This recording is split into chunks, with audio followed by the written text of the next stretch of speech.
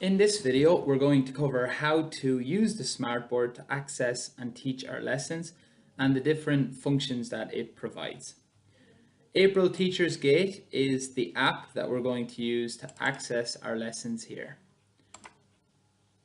Next, you'll be prompted to enter an ID and a password. Once you reach your center, this information will be sent to you via email. But for the course of the training week, you can log in with the following ID: vteacher22 and the password 9999. To access the material for training week, you'll want to select Experience Kit. Once you've reached the dashboard here, you can see that we have the following options: Classroom, where all of our lessons are stored; Attendance, Grades, Upload CTPs, and Link to LMS. So LMS is the website where we can track our students' attendance, grading, and uploading their CTPs.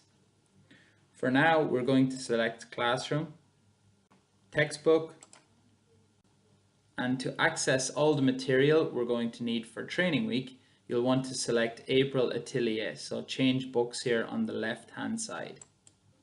Here we can see all of the material that you'll use throughout the course of your training week. On day 2, you'll cover Seabed 1 Atelier, Seabed 1 Palette Book, and Seabed 2 Atelier. On day 3, you'll cover Seed 1 and Sprout 1. And on day 4, you'll cover CTP and other day material. Then on day 5, you'll have a final simulation test, which is pass or fail, and is based on the material covered in days 2 to 4. So let's take a look at some of the features of the smartboard. Okay, we've logged on to our Seed 1 lesson here. If we look at the top left hand side of the screen, you can see the home button. This will bring you back to the dashboard. The button below this will bring you back to the previous page where all of our lessons were. The minimize button will minimize the program, which is very useful if you want to use Google Drive or a YouTube video as an additional resource. The refresh button will undo everything you've wrote on the page and all the answers that you've selected, like so. And finally, the undo button will undo the previous thing you've wrote on the page, like so. Okay, next, if we take a look at the top right hand side of the screen, the first feature we can see is the Blackboard.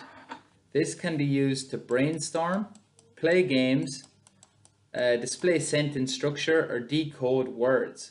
It's very useful and you'll use it a lot throughout your lesson. There are some different backgrounds provided here on the left hand side, or if you want, you can upload your own image. For example, here is a Doraemon that I've downloaded. The next option is the zoom feature here, which is really helpful for blowing up hard to see words or highlighting sentences for students to read. To use this feature, you'll simply draw a box around the area that you want to highlight, like so.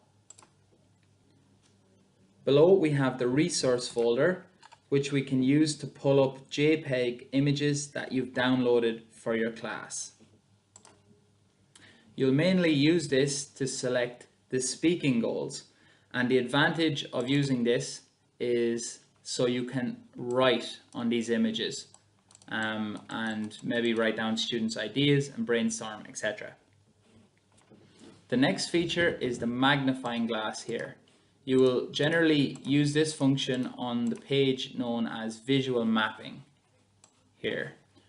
And that allows you to take a look at the whole page so you can outline the flow of the story and maybe the beginning, the middle, and the end, and see maybe the character development in the story as the characters, their opinions or their moods change throughout the story. The next feature is a highlight feature, and this is very useful to get students to focus on the area of the board that you want them to. For example, with this picture, now students can't be distracted by anything else on the board, so you can ask good leading questions.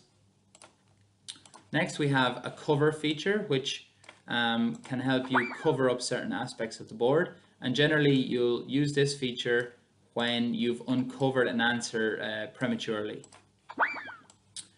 Next is the text feature. We generally don't use this function. Within the pencil, we have a highlighter option as well, which can be very handy when you're highlighting words in your sentences. We have many different colors for our pencil and our highlighter, as you can see here down the bottom. Shapes, mainly for younger students, you can allow them to select a shape if they've got an answer correct. And the eraser then, we have a trash can feature which will undo all writing on the board.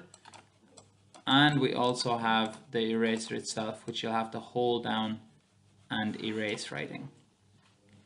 In the bottom section of the board, you can see that we have a grouping option, which can be used to organize your students into groups. A draw feature, all your students' names will be listed in here. And this is quite fun for games, and also if you just want to select a student to come to the board or a group to do a certain task. And finally, we have the timer, which you'll use quite often throughout class, especially for any cooperative learning components. So if the students are working together in groups, it would be important to set a timer in order to keep students on task and to keep them more focused. Okay, so this was a quick introduction to the smartboard itself and a couple of the features that you're going to use throughout your training week.